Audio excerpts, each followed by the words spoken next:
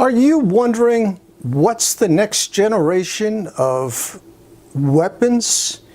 What is the U.S. developing in the way of next generation weapons? And what is this going to mean in terms of you and your loved ones? Are we going to be facing, you and I and your loved ones, are we going to be facing weapons even more horrific than nuclear weapons? Well, that's what this video is about. If you have thoughts like that, you're not alone. Stay tuned because we're going to discuss the United States' next generation of weapons.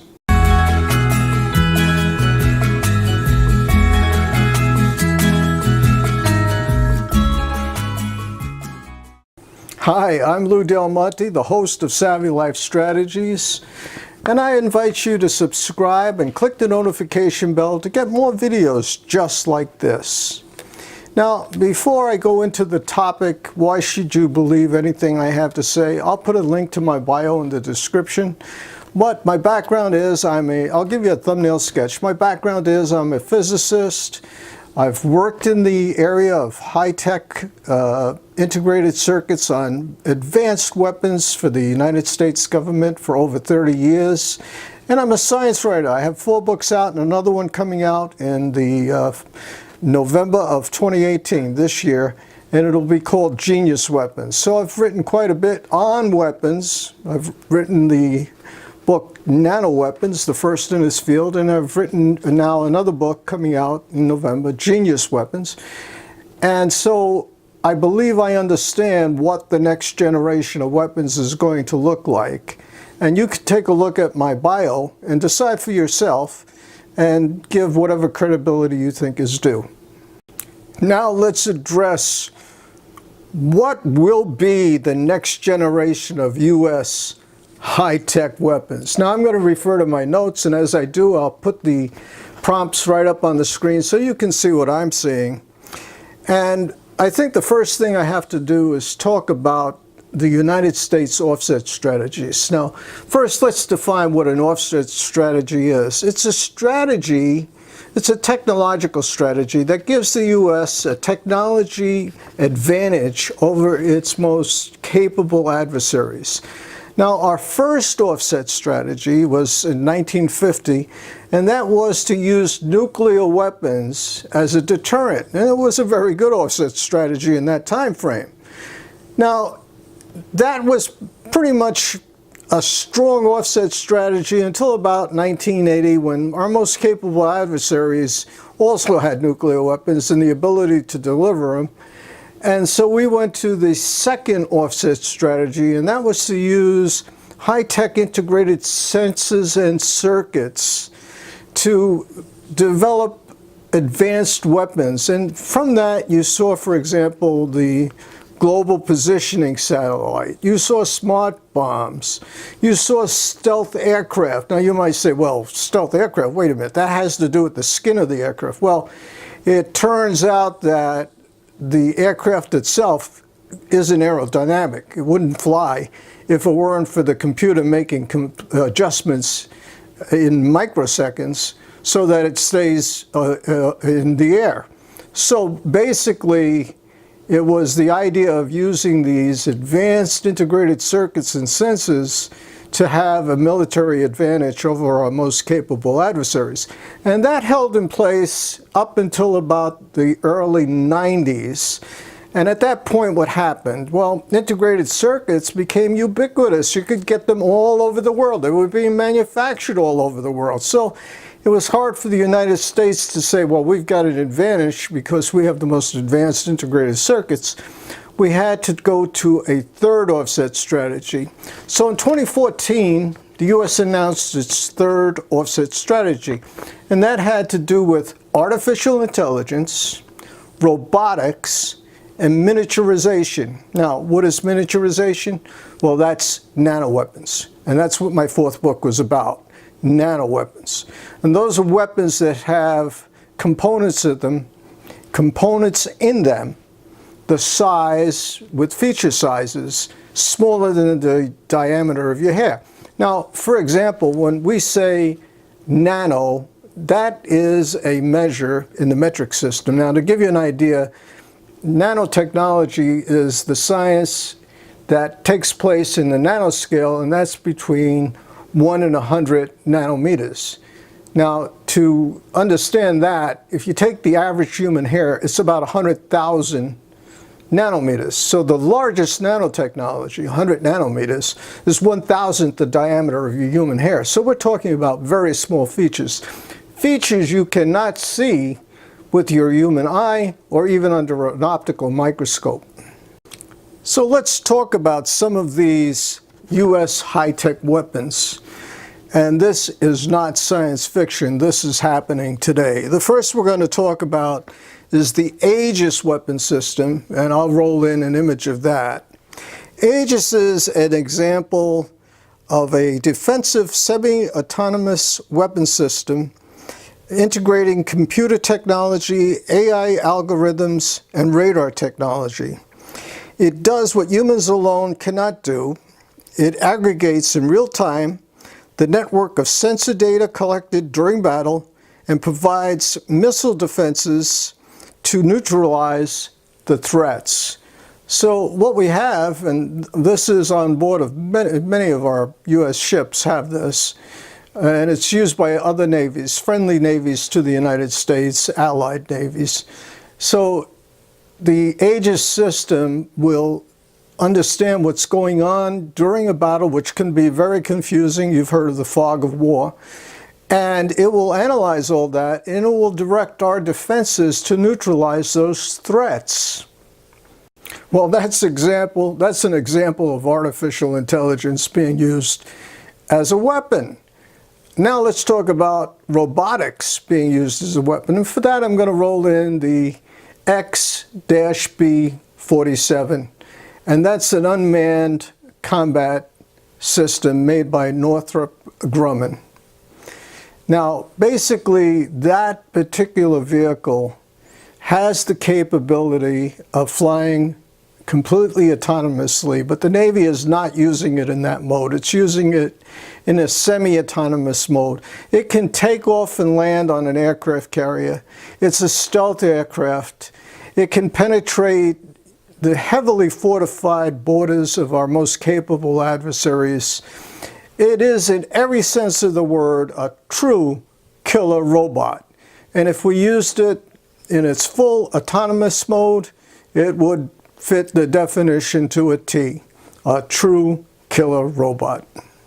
Lastly, let's talk about this whole idea of miniaturization. Actually, it's nanoweapons. And let me define that for you, and I'm going to read from my notes. Nanoweapons are any military technology that exploits the power of nanotechnology. Now, that, of course, begs a question, what is nanotechnology? And I'll read that also. Nanotechnology is science, engineering, and technology conducted at the nanoscale, which is about 1 to 100 nanometers. And I've explained just how small that is just previously. Now, let's talk about weapons, nanoweapons. We have some right now that we are capable of using. One is toxic nanoparticles. Now, let's talk about first nanoparticles in general. What is a nanoparticle? Well, it's a particle whose diameter, the diameter of the particle, is in the nano range. And that means it's between 1 and 100 nanometers. Now, what's so special about that? And the thing that's special is that the ratio of the surface area to the volume is very high. So you have a lot of surface area. That makes that particular particle very reactive, which makes nanoparticles an excellent catalyst. So it also makes them, unfortunately, toxic to humans. Now, not all nanoparticles are toxic to humans, but many are. And even when the bulk element is not toxic to humans, the nanoparticle could be toxic because it could react, whereas the bulk material has very little chance of reacting. Let me give you an example. I'm not saying gold is toxic to humans, but we actually eat gold and gold leaf on food and things like that. But when you take gold and make a nanoparticle out of it, gold, the bulk property of gold is inert. But as a nanoparticle, gold is not inert. It can actually interact. And you can see this, for example, if you have different size gold nanoparticles and you shine visible light on them, they will have different colors depending on the diameter of the particle itself. It'll be almost every color you can imagine except yellow, which is the color of the bulk of metal itself.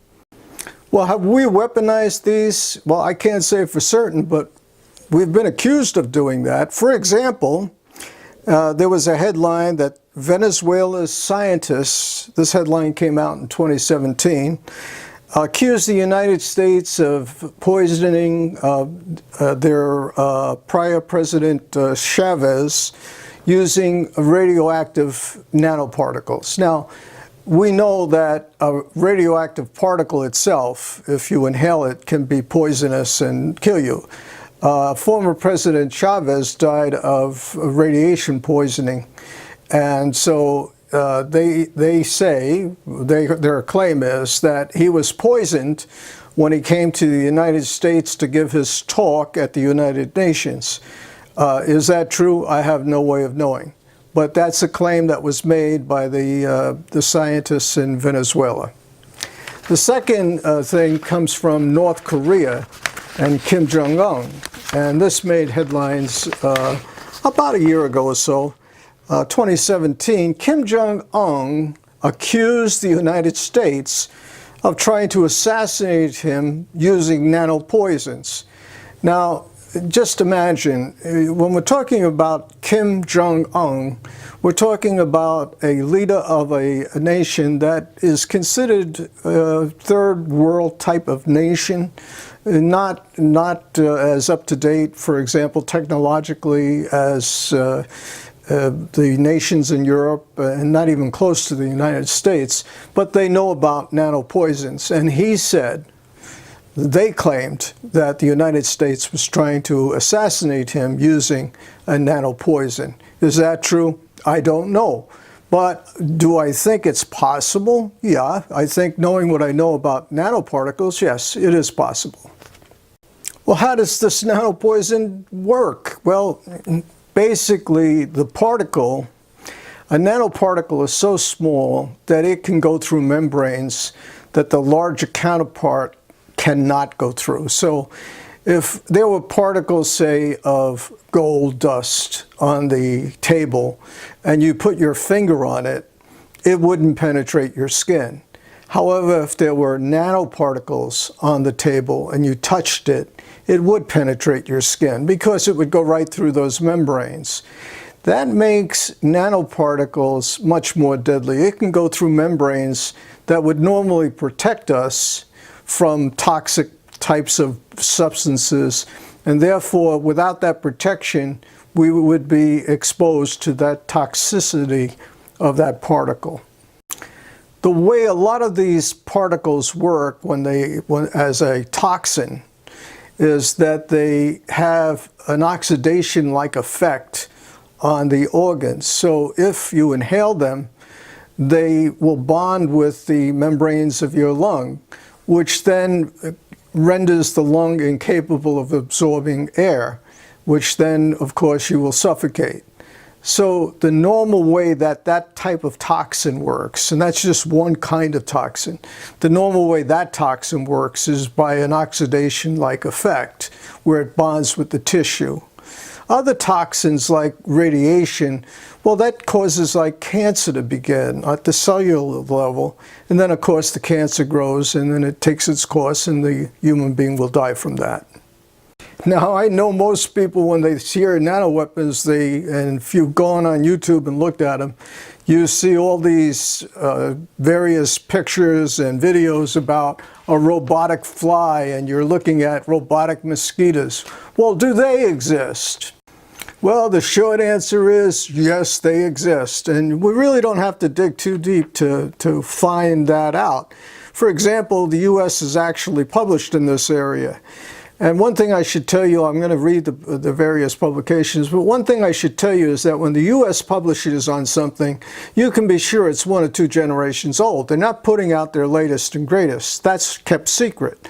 How do I know that? I worked in the military-industrial complex, and we couldn't publish our latest findings. As a matter of fact, we couldn't even publish findings that were a decade or so old. That's how secret some things are kept. Now, what are the articles that have come out about a nanorobotic, say, fly or mosquito, if you will? Well, in December of 2014, the Army Research Laboratory announced the creation of a fly drone weighing only a small fraction of a gram. So they created a drone, a fly-sized drone. Now, that's nanotechnology. You can't make gears and what have you small enough with conventional technology. So we're talking about technology in the nanoscale. So a robotic fly does represent nanotechnology, and that would be conceivably could be used as a nanoweapon. Now, how do they make this fly viable? There's another publication that came out, and if you put the two together, it becomes obvious. In 2016, DARPA announced that their first lightweight autonomy program, whose goal is to develop algorithms that allow UAVs to fly autonomously, achieved a successful first flight. And they used a drone in a crowded warehouse in Massachusetts. And the drone was going at roughly about 20 meters per second, which is about 40 miles per hour, and it was avoiding beams and boxes. So it was flying around autonomously, avoiding things like a box in the middle of the room or a beam in the middle of the room. If you put these two things together, what does it say? It says, well, if the DARPA and the Army are publishing about it, it says that they probably have a much more advanced one already in their capabilities. Now, what would such a nano-robotic fly do? Well, it could spy on, for example, surveillance, spy on the enemy, fly it right into the headquarters of your worst adversary and put it in the corner and do surveillance. Let it look at the maps and hear the conversation and go on and on and on about that. But, you know, the military also wants to weaponize this kind of thing. So what else could it do? Well, it could probably deposit a small amount of poison on a food product or in a water glass. Now, you might say, well, what kind of poison would it deposit? Well, I looked up what are the worst poisons, and the number one worst poison we know of is botulism type H. So that toxin, botulinum H, is the worst toxin we know of. It's so bad that the formulation of it is kept secret. It's not out in the public. And as little as 100 nanograms will kill a human being. Now, 100 nanograms is not something you can see, taste, or smell. So it could be on your fruit or what have you. You would never know it, and you would die from that toxin. There's no known antidote. How much of this toxin could a robotic fly actually carry? Well, I did some calculations in my book, Nanoweapons. And I came out with, well, if you consider a jet plane and you blew up the fly to the size of a jet plane, you said, well, instead of it being 100 nanograms, it's actually about the size of a bomb. How much munitions then could it carry? I came down to at least 10 payloads. So it could drop 10 100 nanogram payloads on fruit and water glass and so on. So if we do deploy something like that, yes, it probably could be used to kill a human. Now, how do we kill, let's say, a whole battalion of humans coming at us? Well, we would have to borrow a tactic from nature called swarming, making thousands, perhaps hundreds of thousands of these types of nanorobotic flies, each of them capable of injecting poison into the enemy battalion or something like that. And that would be a way for us then to use nanorobotics, nanoweapons, to fight a whole battalion of enemy soldiers. Well, I wish it would stop there, but it's not going to. The bottom line is that by around the fourth quarter of this year, if you take, project out what we're going to have self-replicating nanobots. And that'll be like a virus that can replicate itself. And we can probably program it to kill thousands, if not millions of people. So now we're going to have nanoweapons of mass destruction, and I write about that in my book. And in a certain sense, it's even worse than nuclear weapons, because you can program these in such a way that they will specifically attack only certain people, only a certain race, etc. So they can be genocide weapons. Well, enough of all the bad news. I'm going to wrap it up here from a technology viewpoint. Now, if you found this video useful and informative, give it a thumbs up, and if you haven't, click the subscribe button, click the notification bell so you get more videos just like this as soon as they're published. And until we have a chance to talk again, stay savvy and live well.